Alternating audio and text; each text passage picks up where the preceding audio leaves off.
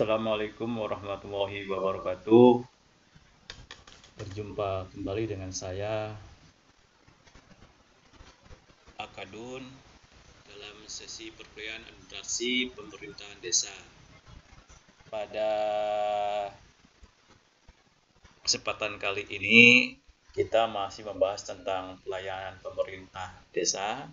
Nah, pada kesempatan ini ada subnya, yaitu manajemen pelayanan pemerintahan atau pemerintah desa. Saya kira ini sangat penting karena pada dasarnya sekali lagi ada beberapa unsur pembentuk pemerintahan desa itu ada kewenangan, ada kelembagaan, ada personil atau perangkat desa, ada keuangan desa, ada PPD, dan terakhir ujung-ujung dari semua unsur itu adalah kepada pelayanan pemerintahan desa. Nah, supaya pelayanan pemerintahan desa itu berkualitas, maka perlu di-manage. Nah, bagaimana manage-nya? Mari kita bahas. Manajemen pelayanan pemerintah desa pada dasarnya bagaimana mengembangkan dan membina pelayanan prima pemerintahan desa. Jadi sekali lagi, pelayanan pemerintahan desa itu pada dasarnya bagaimana mengembangkan dan membina pelayanan prima pemerintah desa. Pengembangan dan pembinaan pelayanan pemerintah desa berkaitan, prima pemerintah desa ini berkaitan dengan upaya peningkatan mutu pelayanan pemerintahan desa secara berkelanjutan. Jadi bagaimana supaya setiap saat itu dirubah visinya, dirubah misinya, ditingkatkan tujuannya, ditingkatkan sasarannya, lalu upayanya diganti. Terus. Jadi sasaran, tujuan, misi, dan visinya itu terus berubah. Nah, itu ada peningkatan terus. Jadi kalau pelayanan meningkat berarti otomatis nanti kesejahteraan masyarakat desa itu akan meningkat terus. Sebab nah ini ya, inti dari kesejahteraan itu manakala pemerintah desa bisa meningkatkan mutu secara berkelanjutan.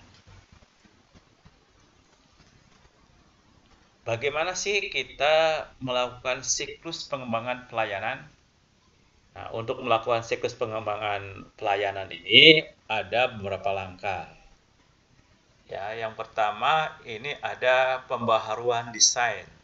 Jadi desain pelayanannya diperbaharui terlebih dahulu, lalu ada disosialisasikan, disosialisasikan kepada seluruh stakeholder dan sasaran pelayanan, lalu dikoordinasikan dengan pihak-pihak yang akan memberikan pelayanan, gitu ya. Yang kedua ini penyusunan standar pelayanan. Lalu ada persiapan penyelenggaraan sendiri serta diakhiri dengan evaluasi.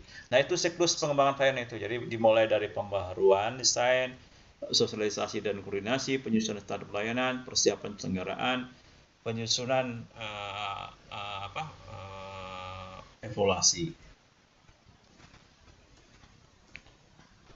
Nah, pada bagian pertama ini kita akan membahas tentang pembaharuan desain.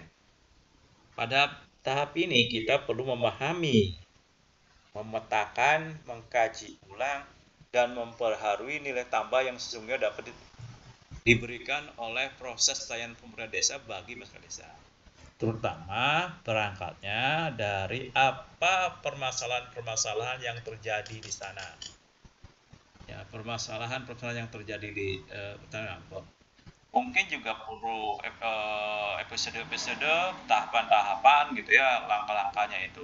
Mulai dari bagaimana mengembangkan prosedur-prosedur pelayanannya sendiri yang lebih sederhana, mulai dari meningkatkan kompetensi SDM-nya, perangkat desanya, lalu mulai masalah di sarana prasarana. Nah, itu. Atau mungkin di regulasinya seperti apa gitu ya. Regulasi seperti apa. Nah, itu mungkin yang harus dilihat gitu ya. Dilihat apa persoalannya, baru dilakukan alternatif ada pemecahan masalahnya, lalu diberikan prioritasnya apa. Jadi perlu prioritas yang apa dulu yang harus dilakukan.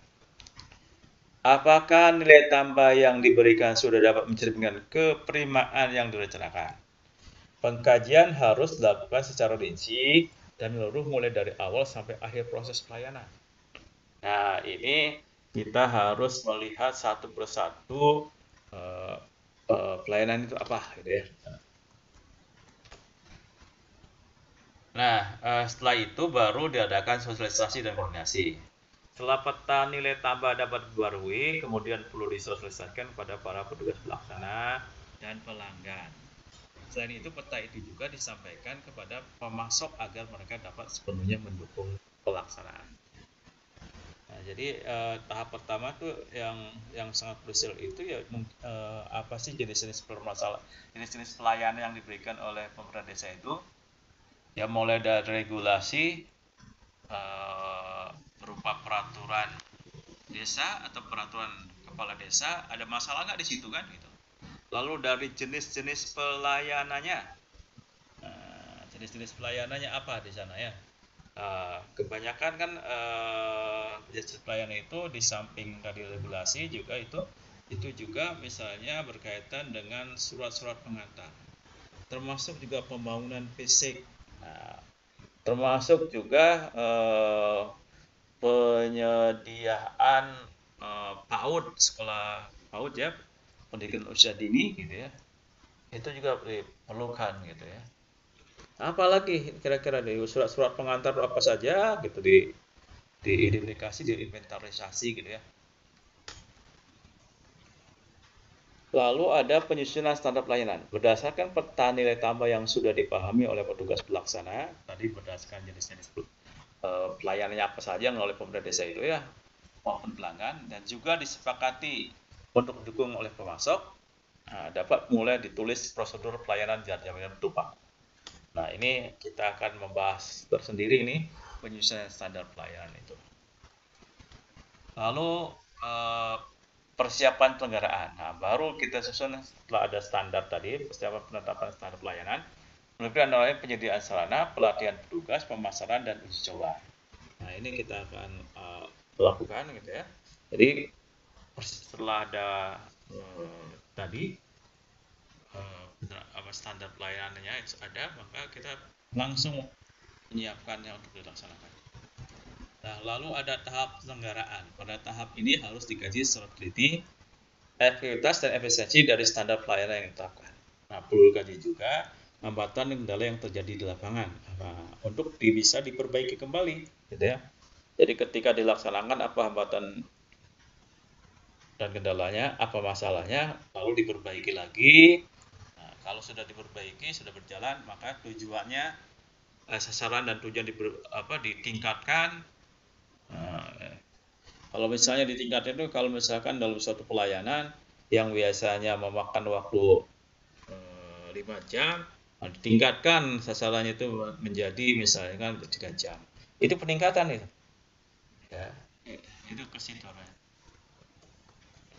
Lalu yang terakhir itu sebenarnya evaluasi. Evaluasi adalah tahap krusial karena harus disusun kebijakan manajerial yang akan menentukan arah pembaruan desain pada putaran siklus berikutnya. Nah, kalau mau meningkatkan putaran siklus berikutnya kan itu. Satu pertanyaan utama yang harus dijawab, apakah pelayanan organisasi sungguh telah memberdayakan masyarakat atau tidak? Gitu ya. Nah, kita mulai pada pembahasan pembaharuan desain pelayanan. Siklus pengembangan pelayanan adalah pembaharuan desain. Pembaharuan tidak selalu menciptakan yang baru sama sekali. Pelayanan yang ada juga secara berkala memerlukan pembaharuan agar semakin dapat memenuhi kebutuhan pelanggan. Kebutuhan untuk menciptakan pelayanan yang baru sama sekali biasanya terjadi perubahan mendasar pada tingkat visi dan misi organisasi, sehingga dirasa perlu menyesuaikan tugas pokok dan fungsi unit-unit dalam organisasi yang bersangkutan. Nah, jadi kalau yang lama itu tadi ya, pelayan-pelayan yang lama pun bisa ya, itu dengan cara ditingkatkan seperti tadi ya. Misalkan dari segi waktu, dari segi biaya. Kalau tadinya ada biaya digratiskan, nah itu juga peningkatan juga itu. Ya. Terus dari kebutuhan sarana prasarana lah, apa gitu ya, itu juga peningkatan juga gitu ya. Misalnya kan kalau mau secara fisik, tadinya untuk meningkatkan pelayanan kepada masyarakat yang pentingnya jalan itu 5 meter lebarnya menjadi 6 meter, itu juga suatu peningkatan itu, suatu program pelayanan juga seperti itu ya. Demikian juga yang tadinya angka kematian bayi itu eh, 50 per 1000 penduduk ya, bisa meningkat kalau misalkan menjadi 30 atau 40 per 1000 penduduk. Nah, itu ada peningkatan. Nah, itu caranya seperti apa dikembangkan pelayanan semacam itu ya. Termasuk juga dari segi lingkungan hidup, misalkan tingkat pencemaran ya, perlu ambang batasnya berapa kan gitu ya.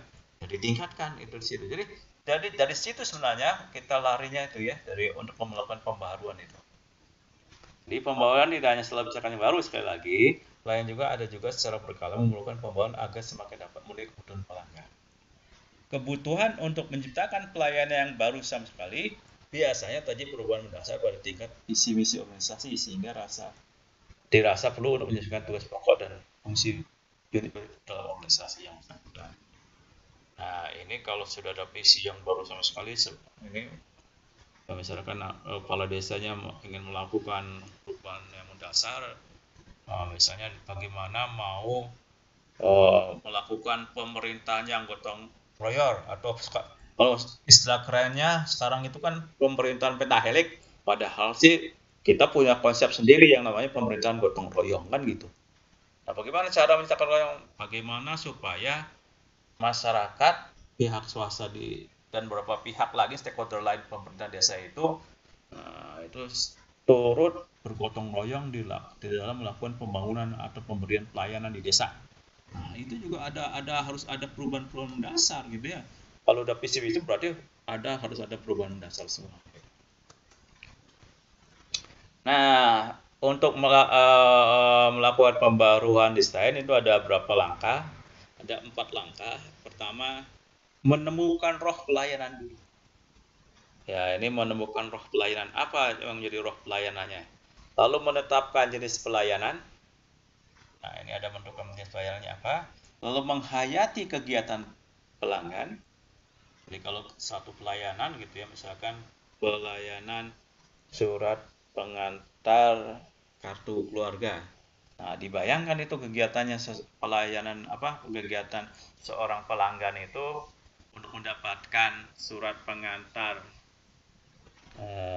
kartu keluarga itu seperti apa? Pertama kali datang, lalu bertanya, apa saja persyaratannya, gitu kan?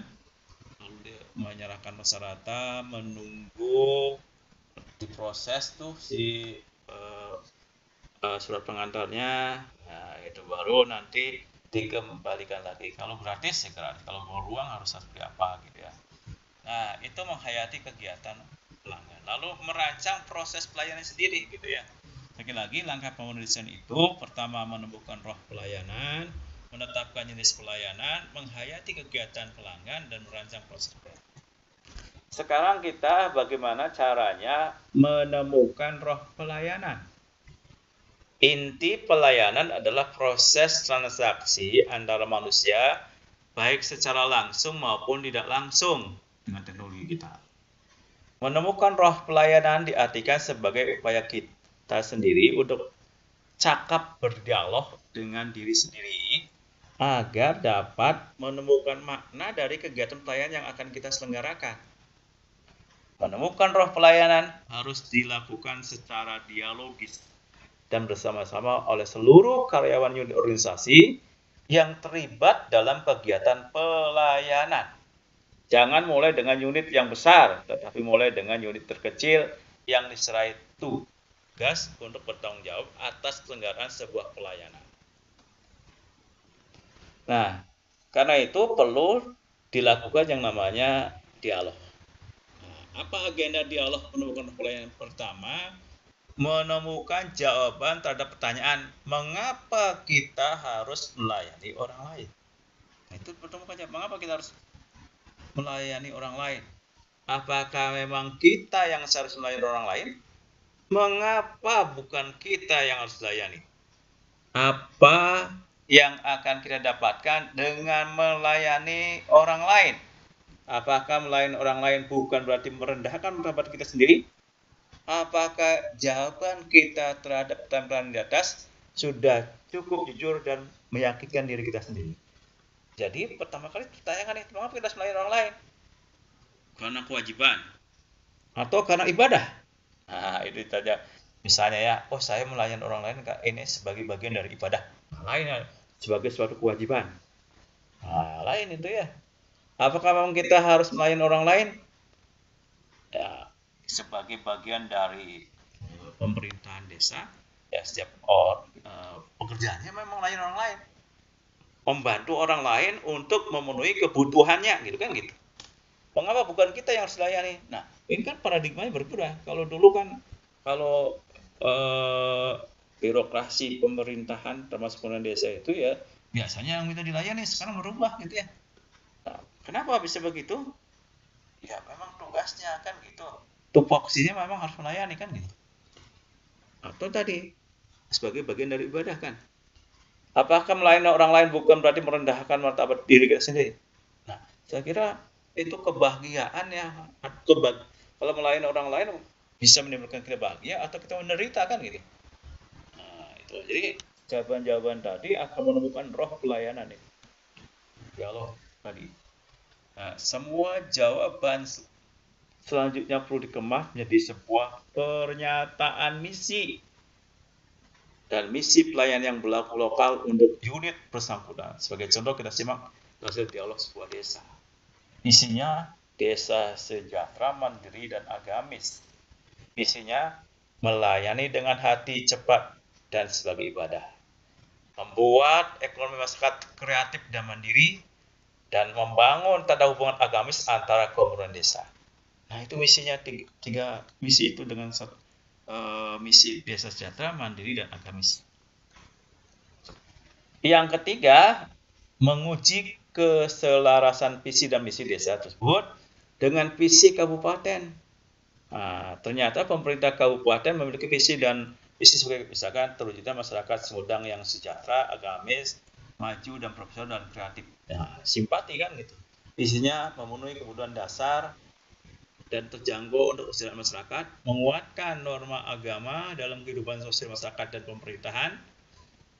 Misi yang kedua, mengembangkan wilayah yang didukung ekonomi dengan peningkatan infrastruktur dan yang dukung lingkungan, serta meningkatkan budaya dan kearifan lokal.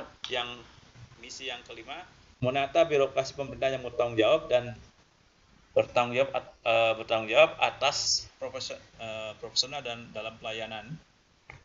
Dan yang misi yang kelima, mengembangkan sarana-prasarana dan sistem yang mendukung kreativitas dan inovasi masyarakat kabupaten. Nah, tinggal kira-kira visi desa tadi sejalan nggak dengan visi kabupatennya gitu ya. Nah, jika visi dan misi desa dirasakan masih kurang selaras dengan visi dan misi kabupaten, maka kegiatan dialog perlu diulang lagi dari awal dengan mencoba untuk bersikap lebih tulus dan lebih jujur kepada diri kita sendiri. Menemukan roh pelayanan untuk mewujudkan keberadaan dan keberhargaan diri kita sendiri antara sesama manusia. Jadi pada dasarnya roh ini supaya kita memang memiliki posisi yang penting, memberikan kontribusi penting bagi sesama manusia. Nah, langkah selanjutnya setelah menemukan roh pelayanan, menetapkan jenis pelayanan. Jika suatu desa memiliki 3 seksi, maka harus diinventarisir jenis-jenis pelayanan eksternal dari masing-masing seksi. Seksi pemerintahan membantu kepala desa mempunyai fungsi melaksanakan manajemen tata peraja pemerintahan, menyusun rancangan regulasi desa, pembinaan masalah pertanahan, pembinaan ketentraman, ketertiban, pelaksanaan upaya pelindungan masyarakat, kependudukan, penataan dan pengelolaan wilayah, serta pendataan dan pengelolaan properti desa, maka seksi ini akan mengelola jenis pelayanan pembuatan letter C, saksi jual beli tanah dan bangunan, surat pengantar HW izin gangguan, surat pengantar IMB, surat pengantar IPL, surat pengantar pembuatan KK dan KTP, surat pengantar KK, surat surat pengantar surat pengantar akta kelahiran. Lalu ada lagi seksi kesejahteraan. Dalam membantu kepala desa mempunyai fungsi melaksanakan pembangunan sarana-prasarana perdesaan, pembangunan bidang pendidikan, kesehatan, dan tugas sosialisasi serta motivasi masyarakat di bidang budaya, ekonomi, politik, lingkungan hidup, pemberdayaan keluarga, pemuda, olahraga, dan kawan-kawan. Jenis pelayanan dari kepala seksi atau seksi kesejahteraan ini bisa saja ya, antara lain surat rekomendasi pendirian lembaga pendidikan, surat rekomendasi pendirian lembaga kesehatan, surat pengantar izin lokasi, surat rekomendasi pendirian kelompok masyarakat, surat izin pendirian PAUD, surat izin pembukaan pengobatan terakhir dan sebagainya. Dan mungkin masih banyak lagi yang perlu diinventarisasi di seksi kesejahteraan. Jenis-jenis pelayanannya apa? Lalu seksi pelayanan dalam membantu kepala desa mempunyai fungsi melaksanakan penyuluhan dan motivasi terhadap pelaksana hak dan kewajiban masyarakat, meningkatkan upaya partisipasi masyarakat, pelestarian nilai sosial budaya masyarakat, keagamaan dan ketenagaaan. Nah, jenis pelayanan eksternal yang dimiliki oleh seksi pelayanan ini bisa saja surat pengantar kartu kuning, surat pengantar pematang cagar budaya, surat rekomendasi kegiatan keagamaan, surat rekomendasi kegiatan sosial, surat rekomendasi pendirian rumah yatim piatu dan rumah jompo. Misalnya itu ya. Masih perlu diinventaris lagi apa sih jenis pelayanannya itu. Nah, itulah langkah yang kedua ya, setelah menemukan role pelayanan, menetapkan jenis pelayanan dari masing-masing unit organisasi yang ada dalam pemerintahan desa. Nah, ini bisa dilihat, ini contoh tabel jenis pelayanan. Misalnya ada merencanakan, melaksanakan, mengendalikan, dan mengevaluasi pelaksanaan keamanan, ketentraman, keterlibatan masyarakat desa, dan seterusnya. Fungsinya melaksanakan manajemen tata praja pemerintahan, menyusun rancangan regulasi desa, pembinaan masalah pertanahan, pembinaan ketentraman dan ketertiban, pelaksanaan upaya pelindungan masyarakat, pendudukan, penataan dan pengelolaan wilayah, serta pendataan dan pengelolaan profil desa. Nah, jenis pelayanannya surat pengantar atau rekomendasi. Misalnya di satu aja pelanggannya eksternal. Lalu ada melaksanakan pembangunan sarana pedesaan, pembangunan bidang pendidikan, kesehatan, dan tugas sosialisasi, ya, melaksanakan pembangunan sarana pedesaan, pembangunan bidang pendidikan, kesehatan, dan tugas sosialisasi, serta motivasi masyarakat di bidang budaya, ekonomi, politik, lingkungan hidup, pemberdayaan keluarga, pemuda, olahraga, dan karantina. Nah, salah satu jenisnya misalnya surat rekomendasi izin lembaga pendidikan, terutama PAUD. Sendiri bisa didirikan sendiri ya. Lalu ini pelanggannya eksternal. Nah, yang ketiga, seksi yang ketiga yaitu misalkan jenis misalnya ini di seksi pelayanan itu penyuluhan dan motivasi bidang olahraga, meningkatkan upaya partisipasi masyarakat, pelestarian nilai sosial budaya masyarakat, keagamaan dan ketenagakerjaan. Melaksanakan penyuluhan dan motivasi terhadap pelaksana hak dan kewajiban masyarakat, meningkatkan upaya partisipasi masyarakat, pelestarian nilai budaya masyarakat, keagamaan dan ketenagakerjaan. Nah, misalnya surat pengantar kartu kuning gitu ya. Nah, itu misalnya ya pelanggannya eksternal. Jadi semuanya harus ada, tiap seksi organisasi ada pemerintahan desa itu ditentukan dulu jenis-jenis pelayanannya gitu ya. Yang sangat penting. Nah, baru setelah ditentukan jenis pelayanannya, langkah yang ketiganya itu adalah menghayati kegiatan pelanggan. Jadi belajar menghayati kegiatan pelanggan dengan mencoba menyusun daur kegiatan pelanggan. Daur kegiatan pelanggan ini berarti kita secara kreatif mencoba memetakan semua kegiatan yang perlu dilakukan oleh para pelanggan ketika kita layani. Kreativitas pada tahap ini sangat berpengaruh terhadap keseluruhan desain dari sebuah proses pelayanan, prinsip mengutamakan pelanggan.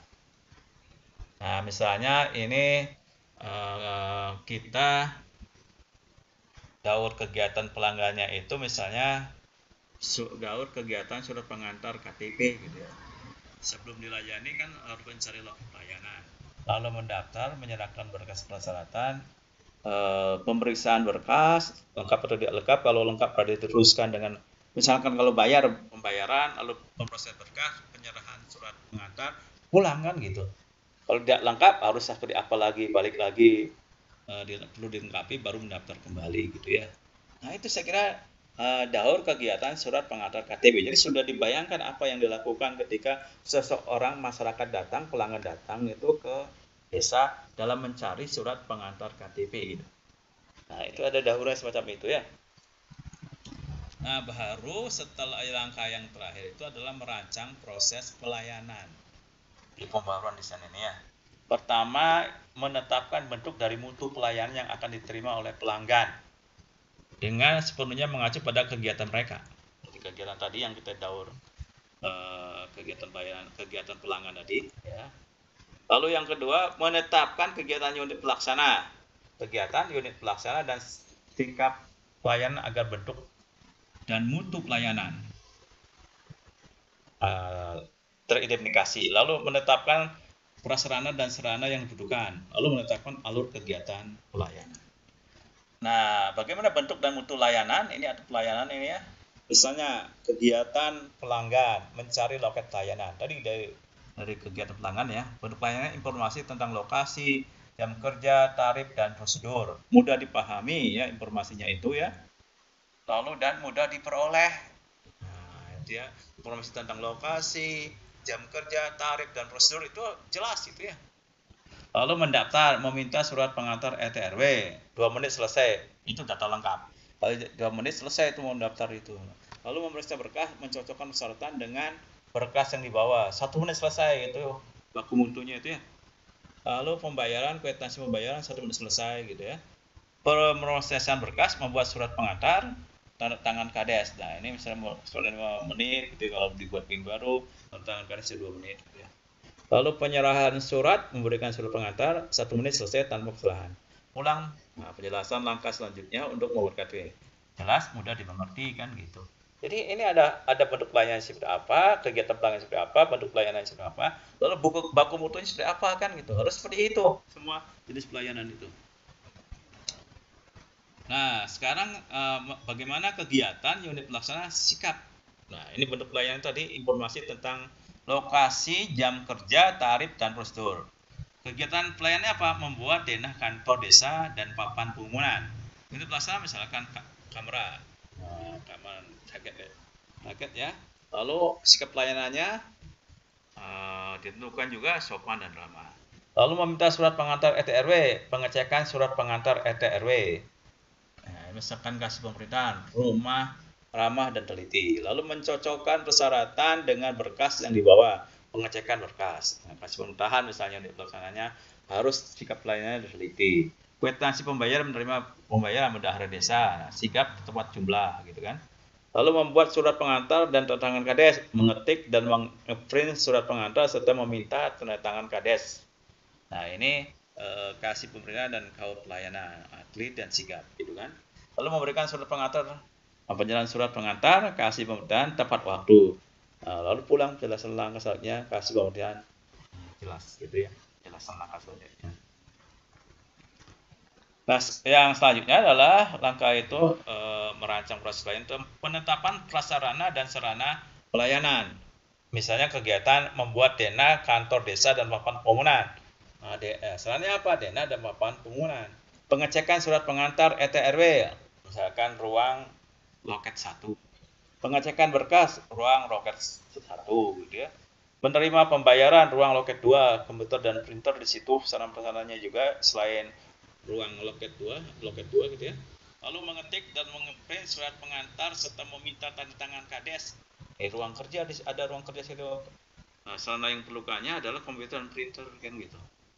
Lalu penyerahan surat pengantar ruang loket 3, bukan 3 loket mohon maaf. Loket 3, ruang 3 loket penerimaan gitu ya. Lalu penjelasan langkah selanjutnya ruang 3 loket penerimaan atau di loket 3 lah gitu ya. Nah, itu jadi jelas semua gitu ya, penetapan pelaksanaan dan sarananya juga ada. Nah, lalu penetapan alur kegiatan pelayanannya itu kita misalkan dari sana ada ruang tunggu ya, mendaftar, mendaftar dan menyerahkan berkas di loket 1. Nah, lalu membayar di loket 2, lalu lalu menunggu gitu ya. Turun di ruang tunggu, pelanggannya itu, masyarakatnya itu baru nanti setelah diproses diserahkan loketnya surat ini. Nah, baru pulang kan gitu. Nah, itu penetapan alur kegiatan. Nah, setelah pembaharuan desain tadi dikerjakan langkahnya 4 tadi gitu ya, baru disosialisasikan dan dikoordinasikan setelah ada desain pembaharuannya gitu ya. Rancangan proses pelayanan yang sudah disusun perlu disosialisasikan kepada para stakeholder, yaitu pihak-pihak yang memiliki kepentingan dengan mati hidupnya pelayanan kita. Langkah sosialisasi sengaja dilakukan sebelum rancangan menjadi lebih matang sebagai sebuah prosedur pelayanan yang baku. Petugas pelaksana pelayanan dapat berasal dari beberapa unit yang berbeda dalam organisasi. Hal ini menurut kita untuk melakukan koordinasi sehingga keseluruhan proses pelayanan selalu tertib dan lancar. Kesulitan melakukan koordinasi sebenarnya berpangkal pada tiadanya perangkat yang memadai dan lemahnya komitmen di antara pihak yang terlibat. Jadi kalau sulit terkoordinasi itu apabila misalnya sarana-sarana ya kurang memadai atau tidak adanya komitmen atau kurangnya komitmen dari para perangkat desa gitu ya untuk bisa memberikan pelayanan seperti dalam roh pelayanan tadi gitu ya. Koordinasi merupakan keharusan dalam operasionalisasi pelayanan prima. Setiap manajer pelayanan harus cakap melakukannya. Sebelum melakukan koordinasi sebaiknya kita menata sudut pandang kita terlebih dahulu. Semua unit memberikan pelayanan dalam perangkian kita disebut dengan unit pemasok internal. Unit-unit yang mendapatkan layanan dari rangkaian kegiatan pelayanan kita disebut dengan pelanggan internal. Satu unit dapat peran keduanya, baik sebagai pemasok sekaligus sebagai pelanggan. Tadi ya, ada pemasok, ada pelanggan. Misalkan dari seksi kesejahteraan, seksi pemerintahan, seksi pelayanan itu bisa saja seksi-seksi itu menjadi pemasok sekaligus menjadi pelanggan. Nah, langkah-langkah koordinasinya pertama mengenali unit-unit pemasok dan unit pelanggan. Mengundang unit pemasok berdialog bersama-sama. Dialog diarahkan sedemikian rupa sehingga menghasilkan kesepakatan dengan unit pelanggan. Nah, mengenali unit pemasok dan pelanggan itu caranya ya tadi kegiatan pelanggan tadi misalkan pembuatan dana kantor desa. Nah, misalkan ini sarana yaitu aja kasih isra. Pembuatan papan pengumuman misalnya ini prasarana kasih isra. Pengecekan surat pengantar RT RW. Nah, misalnya pelaksana yang menyediakan adalah kasih pemerintahan. Menerima pembayaran bendahara dan kasih kesra. Harus ada koordinasi kan itu. Mengetik dan mengeprint surat pengantar serta meminta tanda kades. Nah, misalkan kasih pemerintahan dan koridor pelayanan misalnya sarana itu ya. Lalu penyerahan surat pengantar kasih pemerintahan, penjelasan dan pelaksananya kasih pemerintahan. Nah, jadi ada itu ada kegiatan kegiatan pelanggannya gitu ya. Nah, pesanan-pesanannya itu kan. Bagaimana dialog dengan unit pemasok nih? Kegiatan pelayanan misalkan unit pemasok, nah, mengelola arsip kaum pelayanan. Bentuk pasokan, arsip surat pengantar KTP. Prioritas pasokan setiap ada yang minta pelayanan surat. Ukuran mutu pasokan selalu tersedia. Bentuk umpan balik teguran langsung, prioritasi umpan balik setiap kali ada pasokan kurang bermutu. Jadi setiap yang minta itu harus diarsipkan. Nah, siapa yang arsipkannya itu ya? Nah, itu perlu koordinasi yang baik. Lalu juga perlu ada kesepakatan unit pelanggan. Kegiatan pelayanan dan arsip misalnya ya. Unit pemasok bendahara. Bentuk pelayanan arsip kwitansi. Periodisasi layanan setiap selesai membuat kwitansi. Ukuran mutu pelayanan kwitansi mudah dibaca. Untuk umpan balik, teguran langsung. Periodisasi umpan balik, setiap kali terjadi pelayanan kurang mutu. Nah itu, jadi jelas itu pelayanannya. Nah, itu dulu saya kira yang bisa saya sampaikan berkaitan dengan manajemen